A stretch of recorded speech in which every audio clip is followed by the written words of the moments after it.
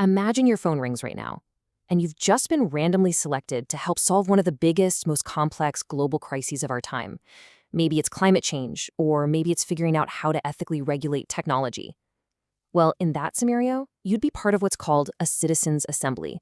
It's an absolutely incredible democratic tool, but there's a huge catch. Organizing thousands of people from all over the planet to really deeply deliberate, it is painfully slow. It's an absolute logistical nightmare, and it costs a fortune. So, welcome to The Explainer. Today we're diving into some fascinating research from the Journal of Deliberative Democracy, and they're proposing a pretty radical upgrade to this whole process. Which brings us to the big, provocative question: can a machine actually make human democracy better? Seriously, we are talking about taking artificial intelligence, specifically large language models like ChatGPT, and injecting them straight into our most deeply human democratic processes. Can an algorithm genuinely help citizens govern themselves? Or does it threaten the very core of what it means to actually deliberate? Okay, so here's our roadmap for today. First, we'll cover what are citizens' assemblies. Then AI enters the chat. Next, we'll walk through the assembly lifecycle, followed by the call to caution. And finally, we'll look at the human-in-the-loop solution. All right, let's start right at the foundation with Section 1. What are citizens' assemblies? To really grasp how AI might completely revolutionize these events, we've got to understand the human mechanics that drive them first. At their core, citizens' assemblies are exactly what they sound like. They are groups of everyday citizens randomly selected to represent a true, accurate cross-section of society. They're brought together over a period of weeks, sometimes even months, to learn from experts, deliberate with each other, and ultimately formulate policy recommendations on really thorny, complex issues. It's just a brilliant way to tackle tough governance questions and literally build democracy from the ground up.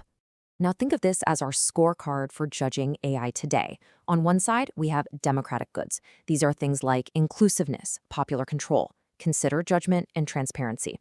Obviously, we want a process that's fair and run by the people. But on the other side, we have institutional goods, efficiency and scalability. Historically, you really couldn't have both. High democratic quality almost always meant incredibly high costs and keeping groups very, very small. Balancing this exact tension is what we're exploring today.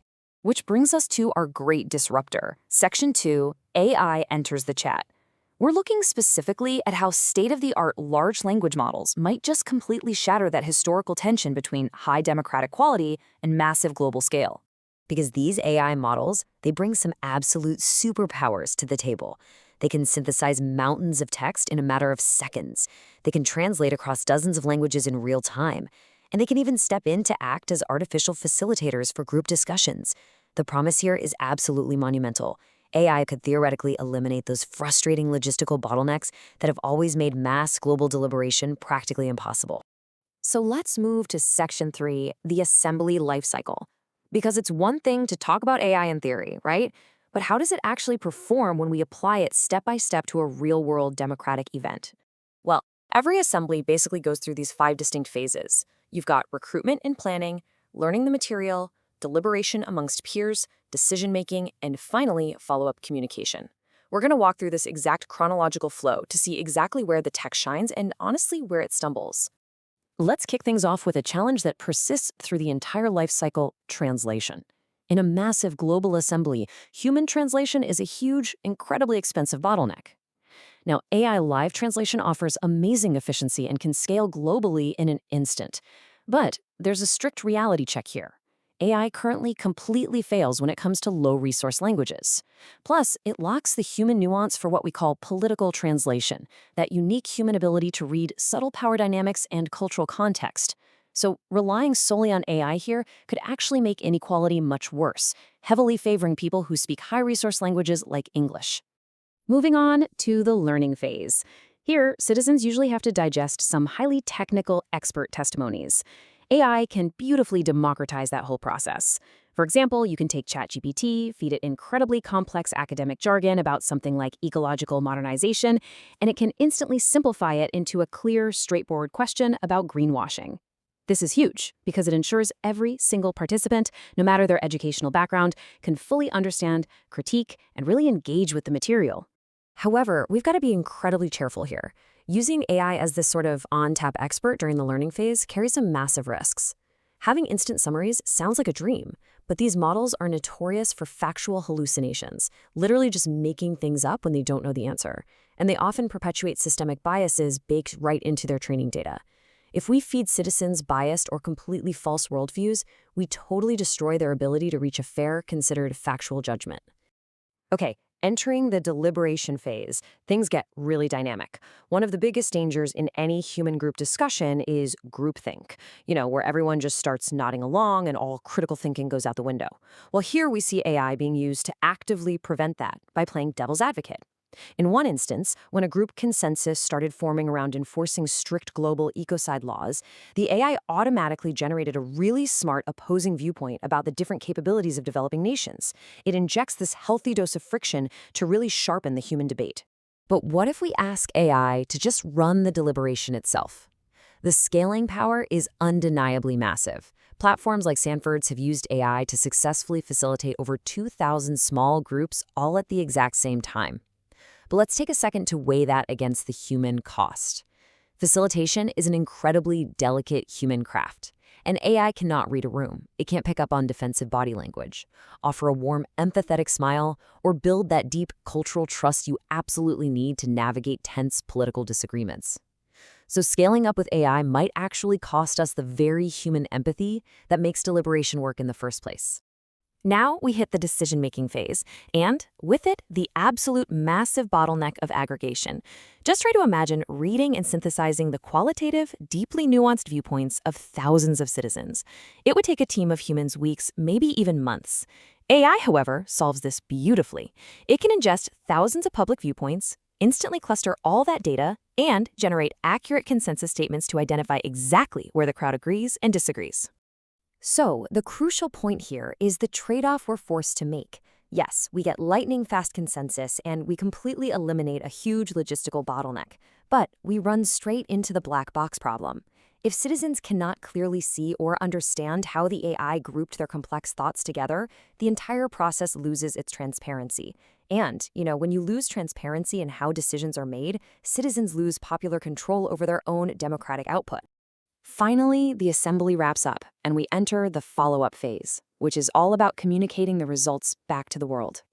Here, AI can playfully and perfectly tailor a single dry assembly resolution into entirely distinct messages. It can generate a polished, earnest summary for an older demographic, right alongside a highly energetic, emoji-filled message for a younger audience. It basically allows the assembly's hard work to instantly resonate across entirely different segments of society. We've definitely seen the undeniable institutional power this technology brings, but we've also seen the glaring democratic pitfalls. And that brings us to Section 4, the call to caution. Before we just rush to automate our democratic innovations, we really need to pause and synthesize the climax of our journey today. Because if we aren't incredibly careful, these 4 overarching threats could literally destroy the very democratic qualities these assemblies are built to foster. Bias in training data can skew public knowledge. Hallucinated information can lead to policy built on absolute falsehoods. Limited transparency in how data is aggregated completely robs citizens of their voice. And perhaps most dangerously of all, there's the threat of excessive machine influence, where the AI subtly steers the final political outcome rather than the human beings it's supposed to be serving. So Section 5, the human-in-the-loop solution. How do we fix this? How do we actually get the massive scale without losing the human soul? The answer is pretty clear. AI cannot be the driver. It absolutely must act strictly as a co-pilot. This requires a strong hybrid mitigation strategy. We need rigorous fine-tuning of these models on specialized datasets just to reduce that bias. But more importantly, we need strict human oversight at every single step. Real humans must verify the AI's live translations. They have to contextualize its summaries, and they must critically debate its consensus statements. We use the machine to handle the heavy lifting, but human beings retain total popular control. And this quote from the research just perfectly crystallizes our main takeaway today.